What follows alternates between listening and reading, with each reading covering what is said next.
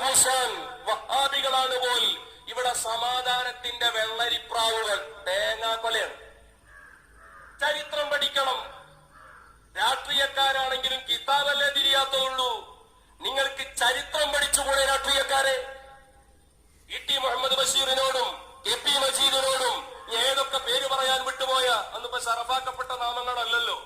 പക്ഷെ നിർബന്ധിതരായിട്ട് നമ്മൾ ഇത്തരം വേദികൾ വിഷയങ്ങൾ പറയുന്ന സമയത്ത് പരാമർശിക്കേണ്ടി വന്നപ്പോ പേര് പറഞ്ഞു എന്ന് മാത്രം. ശറഫുള്ളത് കൊണ്ടല്ല. ഇവരോടൊക്കെ ഞങ്ങൾക്ക് പറയാനുള്ളത്, നിങ്ങൾ ചരിത്രം പഠിക്കണം. നിങ്ങൾ ചരിത്രം പഠിക്കണം.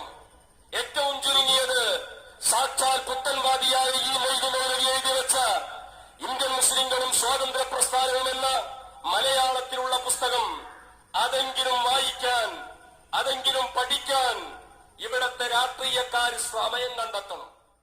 ൊക്കെ സംഘടിപ്പിക്കുമ്പോ സമ്മേളനത്തിന് പ്രചരണത്തിന് വേണ്ടി ഇറങ്ങിത്തിരിച്ചിരിക്കുന്ന കുറെ രാഷ്ട്രീയ തമ്പുരാക്കന്മാരുണ്ട്. ഒരു കാര്യം ഞങ്ങൾ പറഞ്ഞേക്കാം, നിങ്ങൾ റോഡുണ്ടാക്കിക്കോളൂ, നിങ്ങൾ പാലമുണ്ടാക്കിക്കോളൂ. നിങ്ങൾ മറ്റുള്ള രാഷ്ട്രീയക്കാർ ചെയ്യേണ്ടുന്ന പണികളൊക്കെ രാഷ്ട്രീയക്കാർ ചെയ്യുക. മതം പറയാൻ രാഷ്ട്രീയക്കാർ വന്നാൽ നിങ്ങളുടെ അഡ്രസ് ഉണ്ടാവുകയില്ല.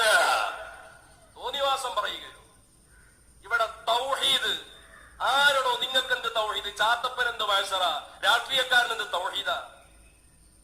നമ്മുടെ ഭാരതാംബയുടെ മുന്നോട്ടുള്ള ഗമനത്തിനു വേണ്ടി നമുക്കൊറ്റക്കെട്ടായി കൈകോർത്തു പിടിക്കാം. നമ്മുടെ രാജ്യത്തിന്റെ ഈ ബഹുസ്വരതയെ, രാജ്യത്തിന്റെ നാനാത്വത്തിലേകത്വമെന്ന മഹത്തായ പൈതൃകത്തെ തച്ചു തകർത്തു തരിപ്പണമാക്കാൻ കടന്നു വരുന്ന ഏതൊക്കെ രൂപത്തിലുള്ള രാക്ഷസന്മാരുണ്ടോ അവരെയൊക്കെ ജാതി, മത, രാഷ്ട്രീയ കക്ഷി ഭേദമന്യ എല്ലാവരും ഒരേ മനസ്സോടുകൂടി കൈകോർത്തു പിടിച്ച് നമ്മുടെ മോദിജിക്ക് കരുത്തു പകർന്നുകൊണ്ട് ഈ രാജ്യത്തിന്റെ ബഹുസ്വരതയെ ശക്തമായി നിലനിർത്താൻ, ഐക്യവും അഖണ്ഡതയും കാത്തു സൂക്ഷിക്കാൻ ഈ സാവിയത്ത് സൂഫിയ ഞങ്ങളുടെ പ്രിയപ്പെട്ട വന്യരായ ഗുരുവര്യരുടെ നേതൃത്വത്തിൽ പ്രതിജ്ഞാബദ്ധമാണ് എന്ന സന്തോഷ വാർത്ത കൂടി രാജ്യത്തിന്റെ മോദിജിയുടെ പ്രതിനിധിയായി ഇവിടെ എത്തിയിരിക്കുന്ന ഞങ്ങളുടെ പ്രിയപ്പെട്ട അതിഥികളെ ഇത്തരണത്തിൽ അറിയിക്കുന്നതിൽ ഞങ്ങൾക്ക് സന്തോഷമുണ്ട്.